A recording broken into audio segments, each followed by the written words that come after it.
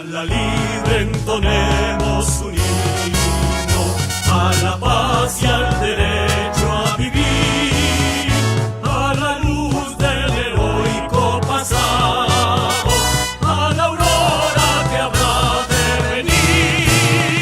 Una sombra se suma a otra sombra, la respuesta jamás.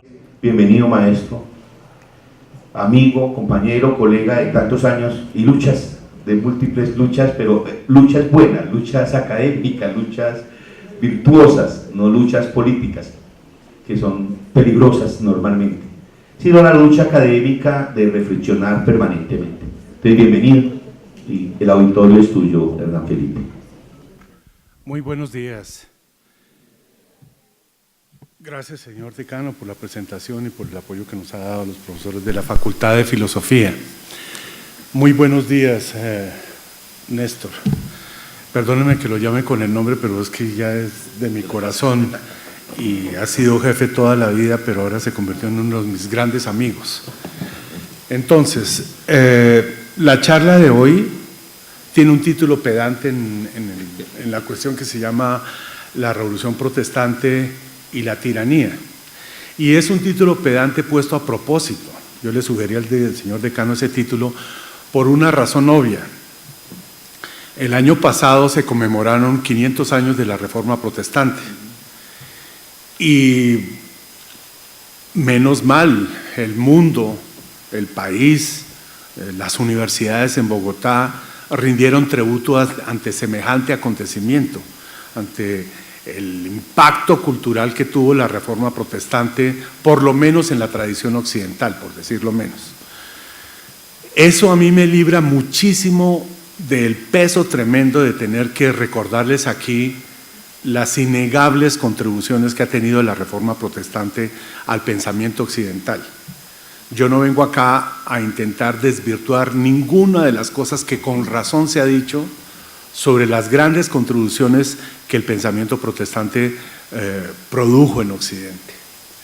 Pero como estamos en la libre, y aquí nos enseñaron nuestros profesores a que siempre toca mirar la otra cara de la moneda, entonces hoy voy a hacer como una especie de mosco en leche, mostrando la otra cara de la moneda de lo que innegablemente tiene como papel fundamental, revolucionario, la Reforma Protestante. Es decir, nada de lo que yo diga acá va a menoscabar un ápice de las cosas positivas, de las inmensas, gigantescas cosas positivas que tuvo la Reforma Protestante en Occidente. Aquí simplemente, por la tradición de la libre, intentaremos mostrar la otra cara de la moneda, el lado oscuro. Entre otras cosas, no habría luz sin esa oscuridad. Entonces es mejor recordar ese lado oscuro. Se llama también la Reforma Protestante y la tiranía porque los grandes libros que se han escrito sobre la Reforma Protestante y la tiranía hablan de cantidad de cosas, del papel que cumplió la Reforma Protestante en la crítica a la tiranía y a los tiranos. Pero siempre me ha llamado la atención que esos grandes textos en 2 volúmenes que se escriben sobre la Reforma Protestante no mencionan esas pequeñas moscas en leche que le ayudan a uno a tomar perspectiva sobre lo que sucedió y todavía está sucediendo en esa tradición. O sea que, además de los innegables libros que se han escrito sobre la Reforma Protestante, yo quisiera mencionarles uno como tributo a la universidad, como tributo al pensamiento libre de la libre, que voy a plagiar sistemáticamente a lo largo de toda la charla, es decir, de manera miserable voy a plagiar eso, o sea que les ahorro que tomen apuntes porque todo está en ese libro mejor escrito. Entonces, el libro, ustedes todos los de la libre lo deben conocer y si no lo conocen deben tenerlo en su mesita de noche, se llama Castelo contra Calvino de Stefan Zweig. Entonces, les suplico el favor de que descansen un ratico, no tomen tanto apunte, porque todo está textualmente en el libro y lo único que voy a hacer es sacar citas, pero así, descaradamente del libro, con la esperanza, quien quita, que alguno de ustedes vuelva a esa fuente y consulte ese texto. Por supuesto que hay otros textos diferentes. Todo lo que no haya sido plagiado, este libro ha sido plagiado del libro sobre la Reforma Protestante de Skinner, y lo que no haya sido plagiado ahí ha sido plagiado de la Reforma Radical de Williams, etcétera, etcétera. Es decir, no voy a decir absolutamente nada nuevo. Lo único que voy a hacer es, con esos gigantescos y hermosos ladrillos que nos dio Stefan Zweig, que nos dio Williams y que nos da Skinner, pues construir un puente que no dura más que lo que dura esta horita que tengo, gracias a la infinita amabilidad de las directivas de la universidad. Por ejemplo, miren esta cita. Dice: la posteridad no podrá creer que después de que ya se hubiera hecho la luz, hayamos tenido que vivir de nuevo en medio de tan densa oscuridad. Cada vez que sus amados profesores y sus amigos tan queridos les digan que la diferencia entre la Edad Media y el Renacimiento es que la Edad Media era oscura y el Renacimiento usó la luz, citen este testigo para refregarles, para que se den cuenta que la historia no es así de fácil. ¿Sí? Que la luz también tiene sus oscuridades. Y quien firmó esta frase es el personaje principal de esta charla, Sebastián Castello, que ustedes se pueden matar buscando en cualquier manual respetabilísimo de filosofía y nunca lo encontrarán. Y no lo encontrarán porque este señor es grande, tan grande que no caben los manuales de filosofía. ¿Cómo será de grande? Tan grande que ninguna facultad de filosofía se digna mencionarlo. Uno menciona, por supuesto, y con razón, claro que sí, a Platón, a Aristóteles, a Kant, a Hegel, eso es decir, bienvenidos todos los seminarios sobre ellos, pero que no se mencione ni una sola vez, ni por descuido, este personaje tan hermoso que es Sebastián Castello, es una vergüenza. Y se llama el libro Castello contra Calvino de Stefan Zweig por una razón obvia, porque todo el mundo menciona a Calvino, menciona el calvinismo, repito, con razón, ¿sí? Como mencionamos a Lutero, como mencionamos a Zwinglio, tienen razón en mencionarlos, tienen razón en hacer alabanzas a ellos, pero de vez en cuando, ¿quién quita que alguien recordara, así como se habla de Kant, ¿por qué no hablar también de Hume? Así como se habla de René Descartes, ¿por qué no hablar de Michel de Montaigne? ¿Sí? Algún día en esta universidad, sueño que algún día en esta universidad está inscrita a la entrada de la universidad las frases de Castello, a la que voy a llegar lentamente a lo largo de nuestra charla. Cuando la universidad ponga esa frasecita, yo digo, ya hice mi tareita, Dios mío, dispón de mí. Entonces, vamos entonces a hacerlo lentamente. Entonces, primero, por supuesto que toca hablar primero de Calvino. Entonces vamos a hablar un poquito de Calvino para poder entender por qué este gigante se encuentra con semejante mosca. La comparación no es mía, es del propio Castello. Castello dice, Calvino el elefante, la mosca que soy yo. Entonces vamos a presentar al elefante para después hablar de esa mosquita que fue Castello. Entonces todos nosotros sabemos que el señor Calvino nació en 1509, francés, en Noyon, el 10 de julio de 1509. ¿Por qué menciono la ciudad? Porque es que el solo hecho de la ciudad ya marca el destino de Calvino. Noyon era una ciudad eclesiástica, tenía como jefe de gobierno, contrario a lo que nos pintan en el sentido común, tenía como jefe de gobierno al obispo, y el obispo gobernaba desde la catedral. Esa idea va a ser la idea clave motora de Calvino de fundar una teocracia. Es decir, ni más ni menos, un gobierno de sacerdotes en nombre de Dios. Su primera fuente va a ser esa. Su segunda fuente, por supuesto, su padre. El padre fue secretario del obispo, apoderado del cabildo de la catedral, fiscal del condado, etcétera, etcétera. Tuvo la fortuna para Calvino de morir joven. La mamá, y entonces el papá volvió a casarse. Como en toda familia hay ovejas negras, uno de los hermanos de Calvino fue curiosamente declarado hereje. El propio papá fue declarado hereje, tenía unas deudas tremendas y fue excomulgado por deudas financieras en su lugar de trabajo. Calvino recibió una educación como podríamos decir, una educación moderna en el Collège de la Marche en París y en el Collège de Montaigu. Ese colegio de Montaigu va a ser famoso en la historia. Famoso porque en ese colegio enseñó Erasmo. Allá había estudiado Erasmo. Y después, el año en que termina sus estudios Calvino, va a llegar un señor llamado Ignacio de Loyola. Es decir, que ahí uno va entendiendo el encuentro gigantesco entre la reforma y la contrarreforma. Mis alumnos me dicen que el Renacimiento es antropocéntrico. Mis alumnos me dicen que en el Renacimiento se dejó de creer en Dios y todo gira en torno al hombre. Dice uno, ole, un poquito de lectura y uno dice 1517, pues eso es Renacimiento. ¿Y qué sucede ahí? El comienzo de la Reforma Protestante y lo que va a terminar siendo las guerras de religión. Un poco de estudio ayudaría a dejar de lo blanco y lo negro, lo claro y lo oscuro, como si la historia fuera así de fácil. Entonces, este señor, por supuesto, lo mandan a estudiar. Y los dos caminos que había para esta clase de gente era o cura o abogado, y él va a estudiar Derecho. Calvino estudia Derecho en Orleans. Y es en sus estudios de Derecho ¿cuándo entenderá la gente que el derecho no se reduce a los abogados? ¿Por qué la gente, los autodenominados filósofos, que son bien coneguito, bien grande, creen que el derecho tiene que ver con los abogados?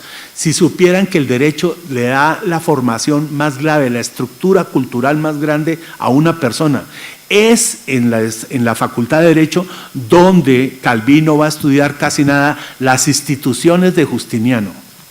Y vamos a ver que esa formación en las instituciones de Justiniano va a ser la piedra angular de su propia religión. Ahora, se licencia en 1531, regresa a París y finalmente en 1532 Calvino es lo que ustedes llamarían, por pura pereza intelectual, un humanista.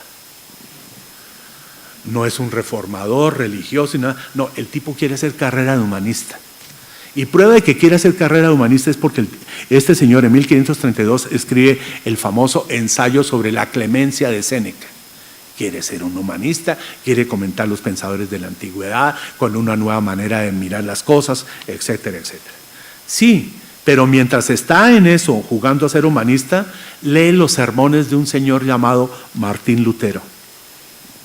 Y en plena universidad, cambiado, metamorfoseado completamente, como dice Platón, sufriendo una epistrofé, un giro completo de su vida, el tipo se vuelve reformador protestante y llega a hacerse amigo íntimo del rector de la universidad. Y cuando el rector, como se acostumbra y como debería recuperarlo la universidad, en su discurso inaugural, cuando va a hablar, el rector mismo de la universidad menciona ya las ideas protestantes.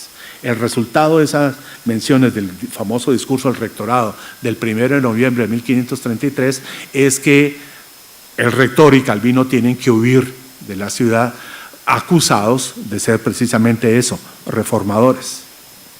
Y huyen a una ciudad que va a ser famosa en nuestra historia de hoy, Basilea.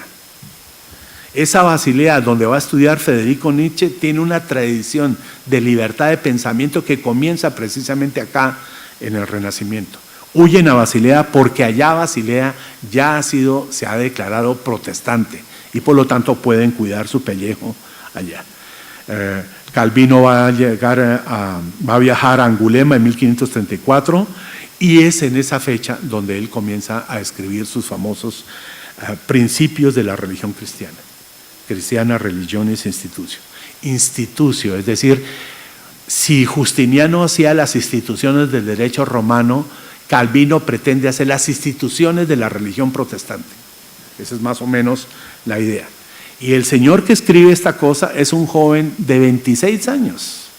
26 años tiene Calvino cuando termina la composición en 1536 que la publica Los Principios de la Religión Cristiana. Me van a perdonar, pero para poder entender por qué esta mosca de Castelo se va a levantar contra semejante elefante, me van a perdonar, no soy teólogo, de hacer algunas referencias a cuáles son los planteamientos de la religión que Calvino concibe. El primer postulado, para los que creen que el humanismo es creer en que el hombre es el centro de todo. Primer postulado, el contraste, el abismo infinito la distancia inmensa que hay entre Dios bien arriba y los hombres bien abajo. Esa situación de los hombres en plural bien abajo se llamó durante la Edad Media el Renacimiento hasta el siglo XVIII, y ahora ya no se llama así porque ahora estamos viviendo la época del transhumanismo. Esa cuestión se llamó la fragilidad humana. ¿Y qué significa la fragilidad humana? La más grande enseñanza que Sócrates nos dio a nosotros y que por lo tanto nos enseña.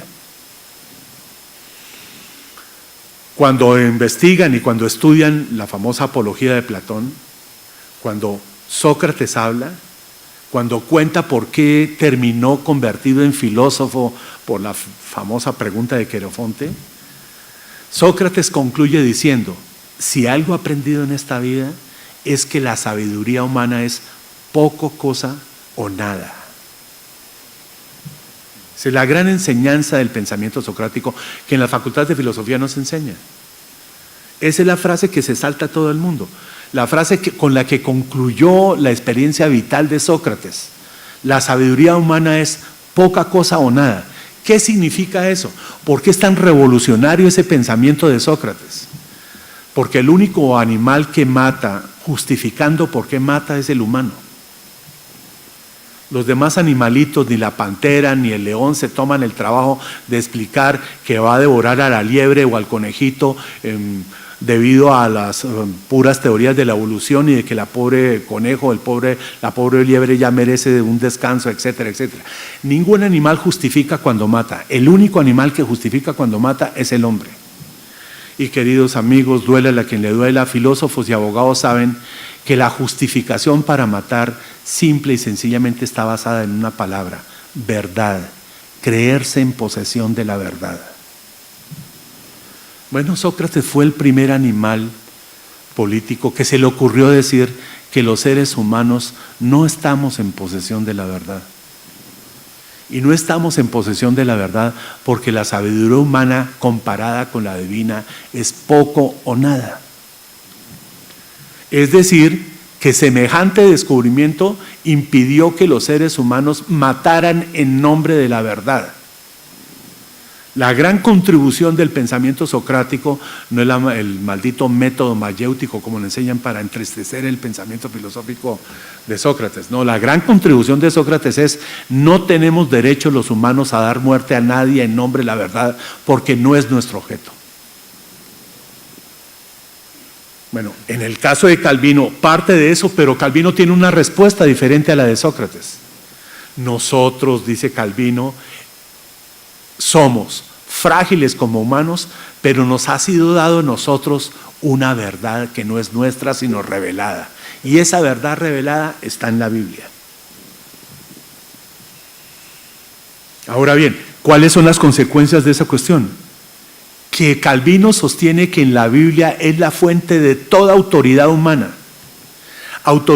que debe regular cada paso de nuestras vidas, no solamente por cuestiones de moral o de religión, sino sobre todo por cuestiones políticas.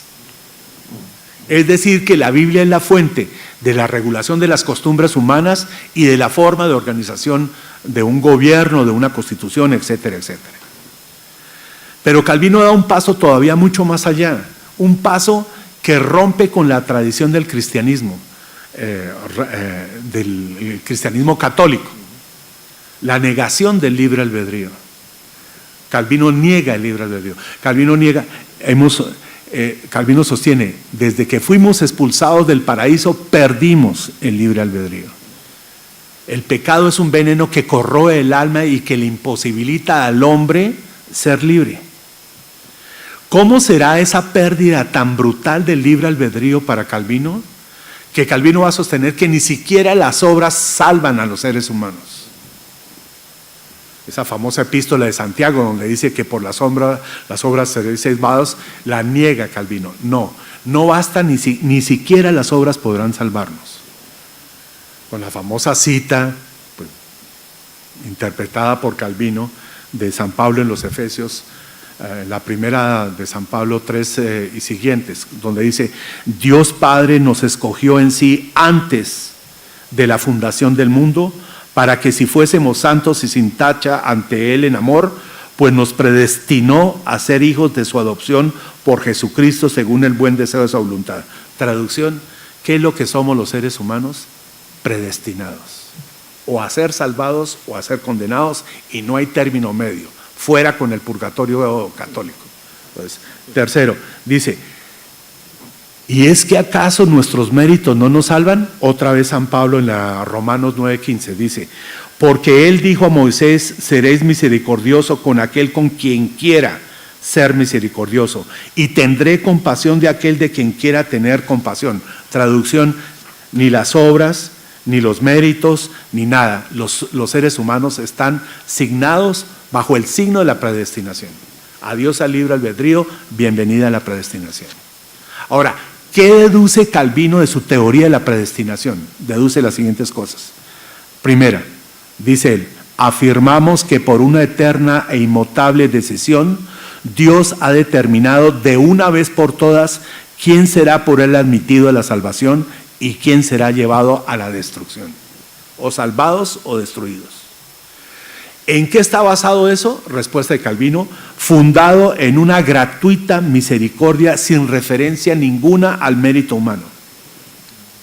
Tercera, para ellos la puerta de la vida está cerrada por un juicio justo y irreprensible, aunque incomprensible. Calvino sostiene tres cosas al mismo tiempo. Primera, que ese juicio de Dios es un juicio justo. La justicia de Dios justifica esa predestinación. Es segundo, irreprensible. Pero Calvino todavía tiene agallas para decir que eso para los seres humanos es, como lo dice en latín, un decretum horribile, es decir, algo incomprensible para los seres humanos. Ahora bien, ¿por qué razón, dice Calvino, la predestinación repugna tanto al uso de la razón? Respuesta de Calvino, no debe el hombre escudriñar las cosas que el Señor determinó tener ocultas. Los que hayan leído el libro primero de la metafísica de Aristóteles y los que hayan leído los prolegómenos a la metafísica, los escritos anteriores a la metafísica, ustedes saben que es una disputa que viene desde la antigüedad. Aquellos que dicen que lo divino no debe ser escrutado por el hombre, tipo Calvino, y a personas, a seres humanos que como Aristóteles dice que al contrario, lo divino debe ser escrutado por el hombre. La tradición de Calvino es simplemente no hay vuelta de hoja, o salvados o destruidos. Ahora bien, y sin embargo, ¿por qué oramos? ¿Qué sentido tiene la oración para un protestante calvinista? Respuesta de Calvino, oramos precisamente porque hasta en eso estamos predestinados.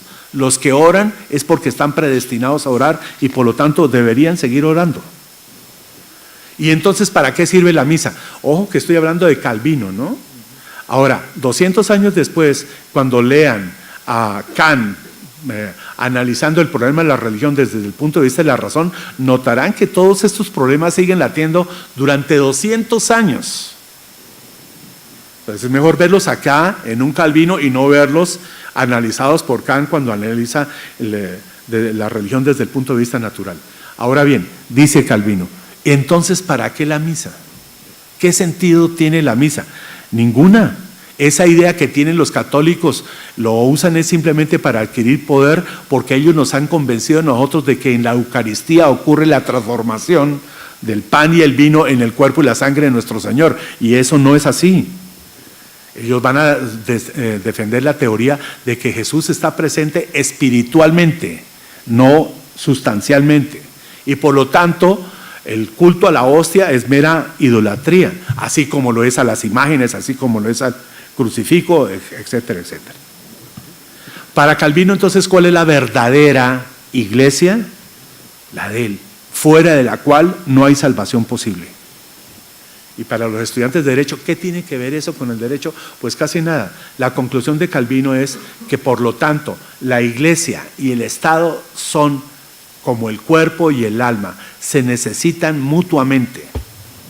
La iglesia es casi nada la que regula en todos los detalles la vida del ser humano.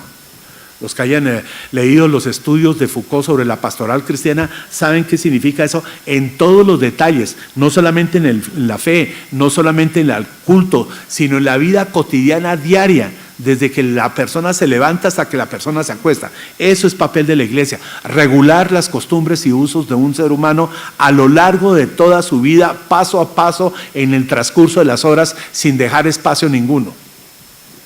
La gente cree que eso ocurrió allá en el pasado, ahora se llama Facebook y ustedes mismos le dan tributo contando cada cosa que hacen durante todo el día, y si no lo tienen en los relojes de ahora donde les dicen ahora trote, ahora camine, etcétera, etcétera. En la época era eso, ese era el papel de la iglesia. Y en el otro extremo el papel del Estado. ¿Cuál debe ser el papel del Estado?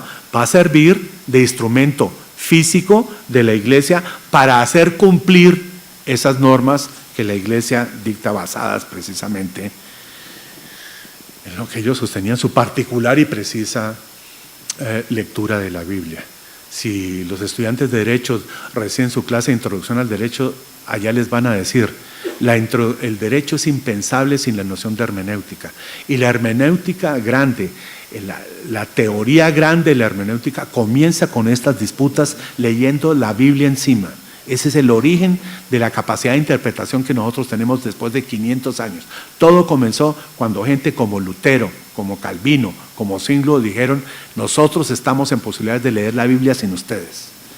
Claro, por supuesto, en el otro lado están los católicos diciendo, este señor se olvida fácilmente de pasajes de los evangelios donde hay un reconocimiento explícito al libre albedrío. Cito rápidamente la segunda de Pedro 3:9, la primera de Timoteo 2:4, la primera de Juan 2:2 y siguientes, etcétera, etcétera. Sí, pero eso es el catolicismo. Esta versión protestante de la Biblia bebe sus fuentes en Lutero, con la famosa justificación o la elección por medio de la fe; en Zwinglio, cuando habla de la espiritualidad propia de la Eucaristía; en Bucero, cuando habla de la voluntad divina y la piedad de la práctica. Esas eran las fuentes de Calvino que él va a llevar hasta grados extremos. Ahora bien, significa que esa concepción de la vida en la que la fragilidad humana está sujeta y corrompida por el pecado hace de los hombres débiles. No. Los que hayan leído Max Weber, los que hayan leído aquí en Colombia López Michelsen, etcétera, etcétera, saben que paradójicamente esa teoría dio origen a los calvinistas, a los hugonotes, a los puritanos, que de debiluchos no tenían nada. Forjó el carácter de esa gente y por supuesto me eximo de explicarla porque eso ya fue tema el año pasado de las grandes explicaciones que se hizo sobre la reforma protestante. A mí lo que me interesa es que para estos calvinistas había un orgullo en su raíz, en su forma de ser. ¿Cuál? El de que se consideran a sí mismos elegidos. Los sábados en el seminario de teoría política estamos viendo esa maldición de los movimientos de pueblos que se creían elegidos para someter a otros. Pues estos señores tienen un orgullo primario. ¿Cuál? El de que al ser predestinados se sienten elegidos para ser salvados. Calvino no es cualquier cosa, ¿no? Calvino comenzó haciendo carrera de humanista y Calvino les dice a la gente, ¿será que nuestras teorías llevan al hombre a la penumbra, a una versión oscura de la condición humana? Y entonces dice Calvino, pues entonces lean a los griegos.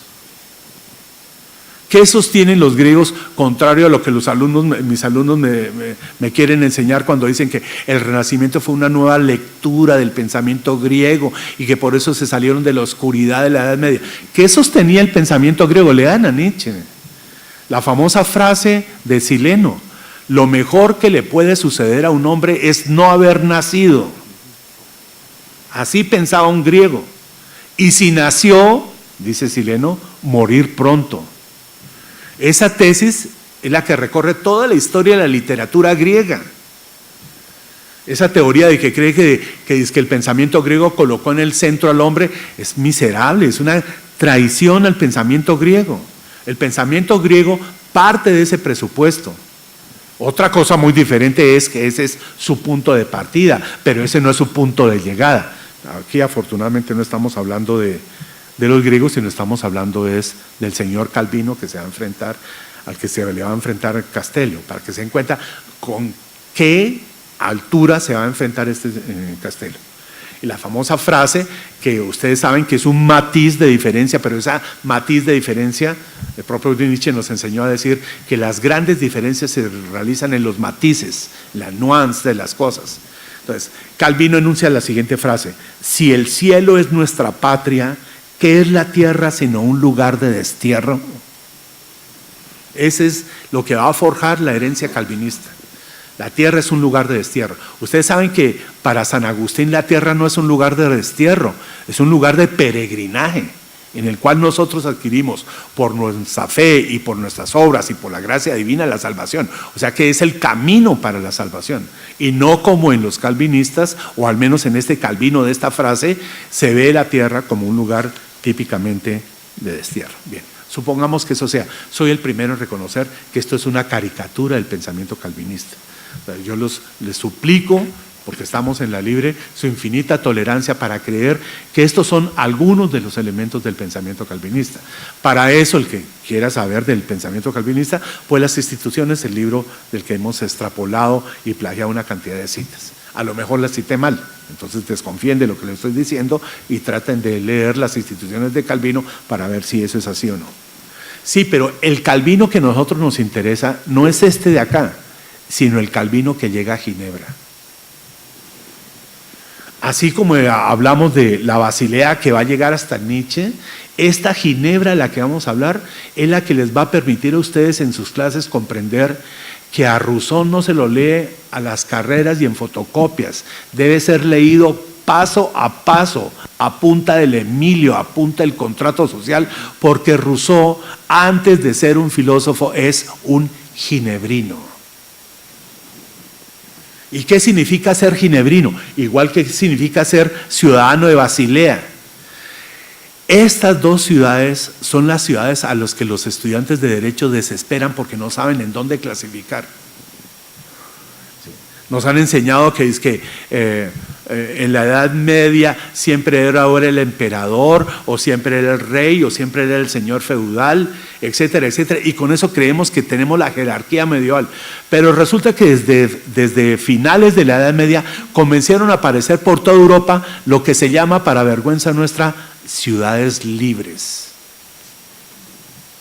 Ciudades libres, es decir, no sujetas a los poderes tradicionales. Cuando vayan a Alemania, vayan a Hamburgo. Hamburgo es de las últimas grandes ciudades libres. Uno de los caminos fundamentales que un estudiante de la libre debe estudiar es eso. Sí, hay que leer, por supuesto, del Estado-Nación, no hay duda. Hay que leer de los imperios, maravilloso. Hay que leer del imperialismo como lo estamos haciendo en nuestras clases de los sábados, perfecto. Sí, pero también hay que aprender de las ciudades libres, de ciudades que conservaron el espíritu de la libertad. Les suplico, porque estamos en la libre, les suplico que sobre estas cosas no se enseñan en la universidad. Eso lo lee uno leyendo a gente desviadita como Martin Luther King. Ese tipo sí sabía libertad, y ese tipo nos dijo a nosotros: los seres humanos no solamente tenemos el derecho a ser libres, tenemos la obligación de serlo. Y esa obligación no es por decreto, esa obligación no es por un mandamiento o porque la Constitución nos concede el derecho a ser libres. No, la obligación como seres humanos de ser libres. Pues resulta que en esa Edad Media que los estudiantes dicen que la Edad Oscura, había ciudades libres. Y en el Renacimiento había ciudades libres. Y durante la Reforma existieron ciudades libres. Y la historia de esas ciudades libres es una historia supremamente polémica porque los poderes establecidos no la aceptan. El caso perfecto, la Edad Media. La Edad Media, Ginebra. Ginebra durante la Edad Media estaba bajo el poder de un obispo. Estaba controlado por un obispo, por el cabildo de la catedral, etcétera, etcétera. Sí, pero si ustedes miran en el mapa Ginebra, y es mejor que lo miren para poder entender a Rousseau, esa Ginebra estaba rodeada casi nada de uno de los ducados que siempre se les corrió las babas por Ginebra, el ducado de Saboya, que querían dominar Ginebra, someter Ginebra. y siempre trataron de dominarla totalmente, ganarse, controlar el episcopado, etcétera, etcétera, el consejo de la municipalidad, los síndicos que la gobernaban, etcétera, etcétera. Hay una lucha constante de Ginebra por mantener su libertad frente al intento de gente como Saboya de controlarla. Solamente Ginebra, la Tréveris de Marte, de lo que celebramos los 200 años del nacimiento de Marte el sábado, era una ciudad así. Maguncia era una ciudad así. Colonia era una ciudad así. Claro, gobernadas, manejadas por obispos, sí, sujetos a los avatares del poder establecido, etcétera, etcétera. Sí, pero también hacían parte, casi nada, eran considerados príncipes del Sacro Imperio Romano Germánico. Ahora, ¿cómo parar tanto el dominio del Ducado de Saboya como el dominio de la Iglesia por los obispos? Ginebra fue el primer caso de esa cuestión. Había gente que no estaba dispuesta a que Ginebra fuera gobernada ni por obispos, por un lado, ni por el Ducado de Saboya. ¿Cómo llamar a esa gente en ese momento? En ese momento se llamaron les patriotes, los patriotas, los que se negaban a tomar partido o por unos o por otros. Y esos patriotas de Ginebra se aliaron con católicos de Friburgo y con protestantes de Berna. Para los que creen que como unos eran católicos y otros eran protestantes, se agarraban y no se veían, vamos a ver cantidad de ejemplos en la charla de hoy de alianzas entre católicos y protestantes. Los patriotas de Ginebra se aliaron con los católicos de Friburgo y con los protestantes de Berna para intentar salir de allá. Esa tradición ginebrina va a llegar hasta Francia. En Francia se van a llamar Huguenots, los hugonotes. Es la otra tradición de las guerras de religión en Francia que van a llevar muchísimo tiempo. Bien, en 1526 el Gran Consejo de los 200 y el Pequeño Consejo declaran que van a desconocer tanto la autoridad del obispo como la autoridad del duque, es decir, ni con los curas ni con los príncipes. Podemos ser una ciudad libre. Sí, pero resulta que 10 años después, en 1536, el Gran Consejo se declara a favor de la Iglesia reformada. Es decir, Ginebra se vuelve protestante. 2 meses antes preciso de la llegada de Calvino. O sea que Calvino sabe a dónde huir. Llega a Ginebra porque Ginebra ya no es de obispos, no es de príncipes, pero ahora es de protestantes. Y a esa Ginebra llega invitado por uno de los personajes claves de la historia del calvinismo, Guillaume Farel. Ese Farel era el que había leído la Biblia en París y se dio cuenta de que la Biblia no hacía mención de papas, obispos, indulgencias, purgatorios, 7 sacramentos, misa, celibato del clero, culto de María, etcétera, etcétera. Conclusión, se volvió protestante y se volvió predicador. Sí, pero Farel mismo sabía que no tenía el poder de convicción frente a la masa como sí lo tenía Calvino. Y entonces Farel, ¿qué es lo que hace? Pues se gana el Consejo de Ginebra, Ginebra se declara protestante y en 1536 invitan a Calvino. Y Calvino llega a la ciudad. Calvino tiene 27 años, Farel tenía 47. Pero Farel se da cuenta que él no es nada en comparación con ese chinito de 27 años porque él sabe que Calvino sí tenía el poder suficiente para gobernar de manera teocrática a Ginebra.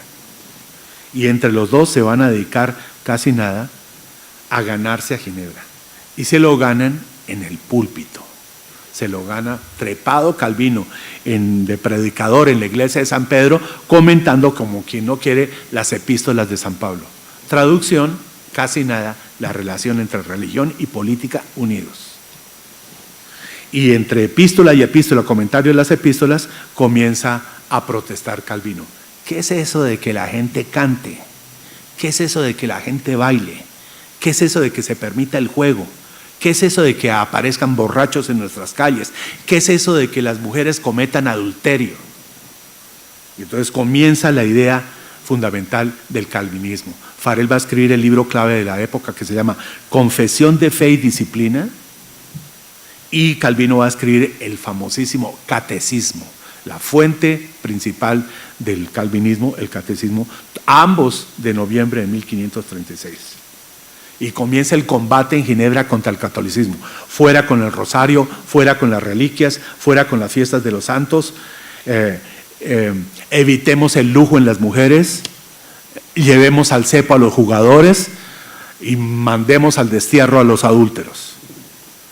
Ahora bien, todavía en 1536 había gente que se podía levantar frente a esa forma de tiranía que estaba surgiendo en la mismísima Ginebra. ¿Quiénes se levantan contra semejante forma de tiranía? Los patriotas de los que hemos hablado, y una figura nueva que va a aparecer, que va a durar casi nada, hasta el siglo XVIII, los libertinos, de donde viene nuestra palabra libertinaje moralizada. Los libertinos no eran los libertinos de ahora, no eran los de los orgías en las que se va a convertir a partir del siglo XVIII. Esos libertán de la época eran porque no creían en ninguna de las instituciones que se querían forjar a través de la Biblia. Y finalmente también se alían con los católicos. El 3 de febrero de 1538, frente al Gran Consejo, ¿qué hacen? Deponen de sus cargos a Farel y a Calvino. Los destituyen.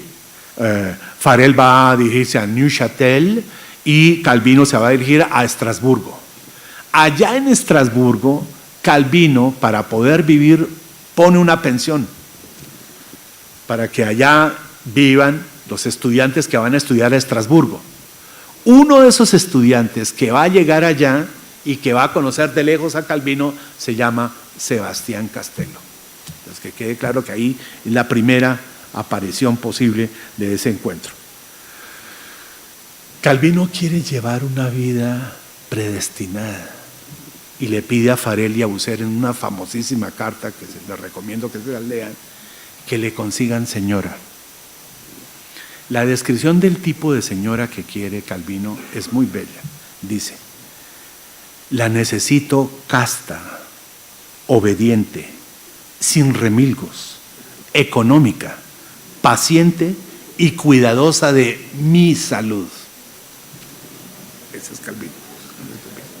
Por supuesto que se la consiguen, se llama Idelette de Bure, en la que se casa en 1540 y menos mal ella, pobrecita, descansa de Calvino en 1546 y el bendito va a durar 15 años célibe, manteniendo la santidad de su propia existencia. Bien. El 1 de mayo de 1545, el Consejo de Ginebra revoca el destierro de Calvino y Calvino vuelve nuevamente a Ginebra. Solamente que esta vez ya había aprendido. No podía ser demócrata, no podía mantenerse plenamente conciliando con todos. De aquí en adelante debía tomarse todas las estructuras del poder. Pero como buen revolucionario que es Calvino, sabe que no puede mantenerse en las estructuras antiguas, tiene que crear estructuras nuevas de poder. Y cuando lleva nuevamente al poder en 1541, jamás lo volverá a soltar. Y jamás lo va a soltar simple y sencillamente porque va a ser un cuerpo de poder absoluto. ¿Cómo llama ese cuerpo de poder absoluto Calvino? Lo va a llamar la venerable compañía.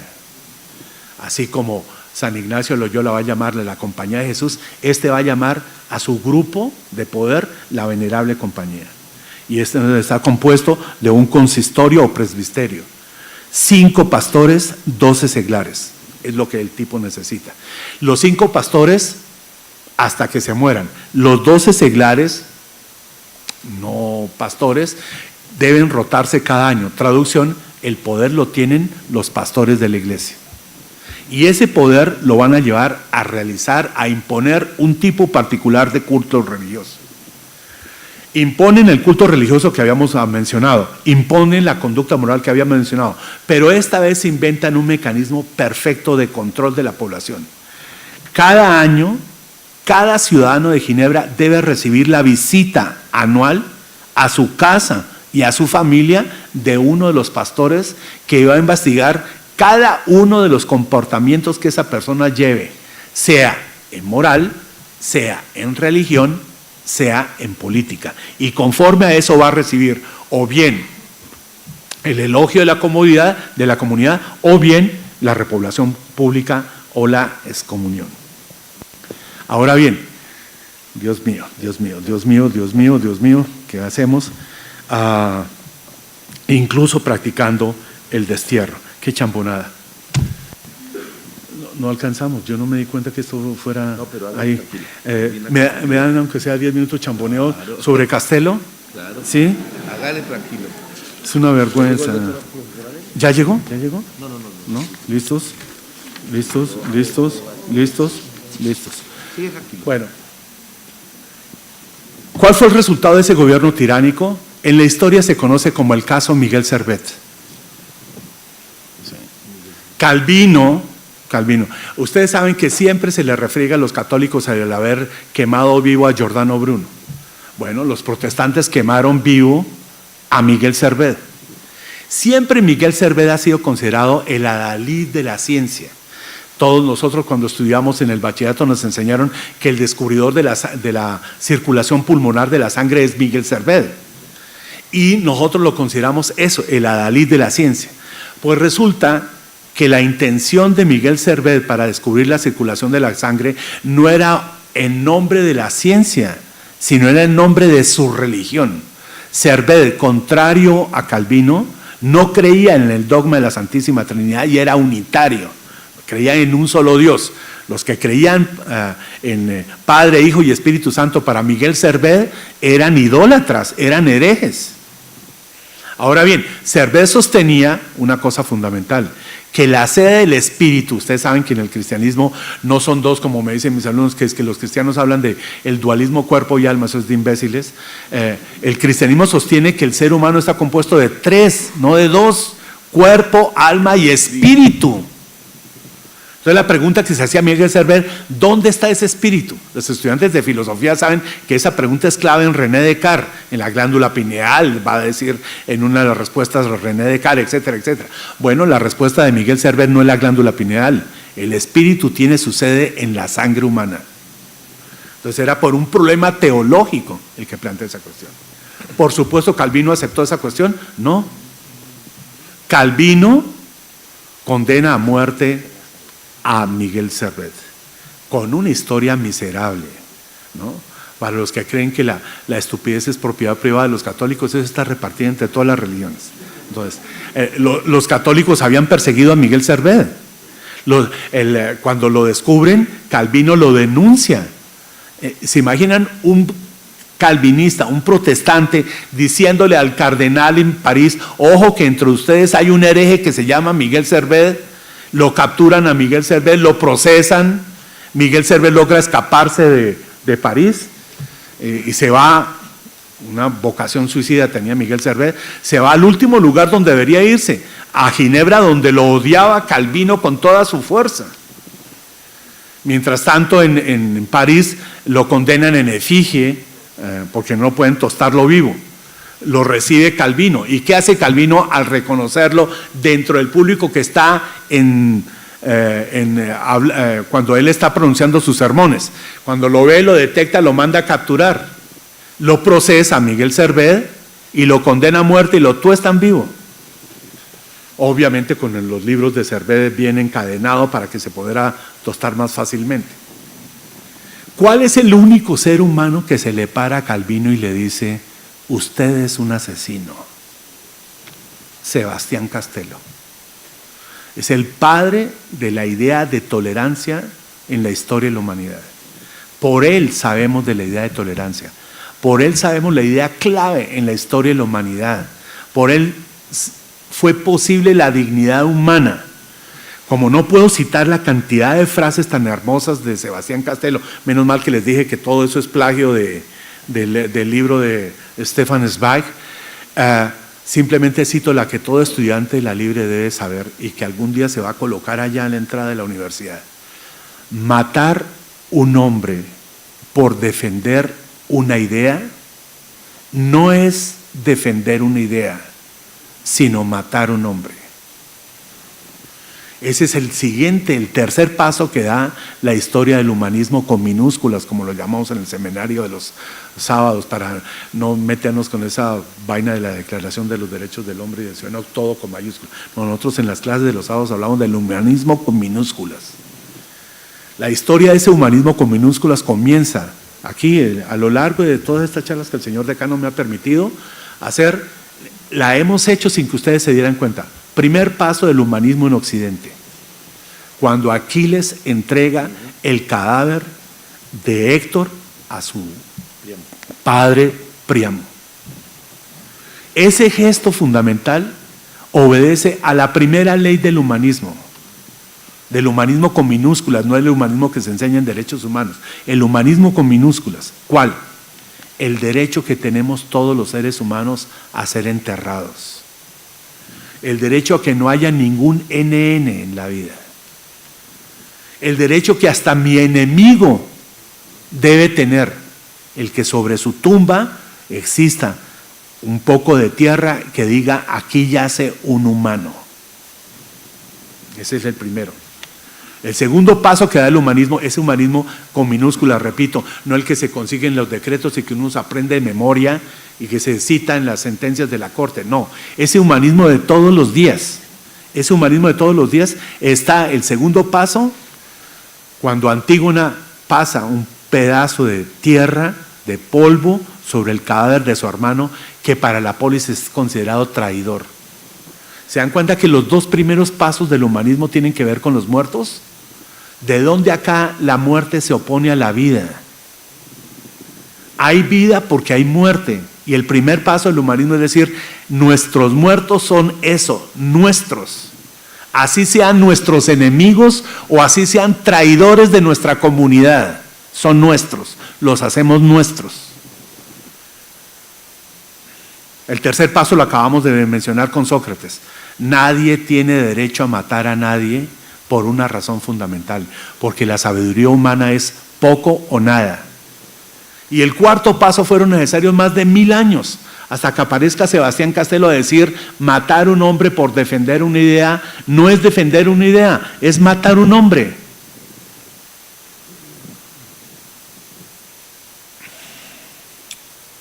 El quinto paso, algún día lo daremos acá, cuando el papá de Albert Camus diga, la dignidad del hombre comienza cuando el hombre se atreve a decir no.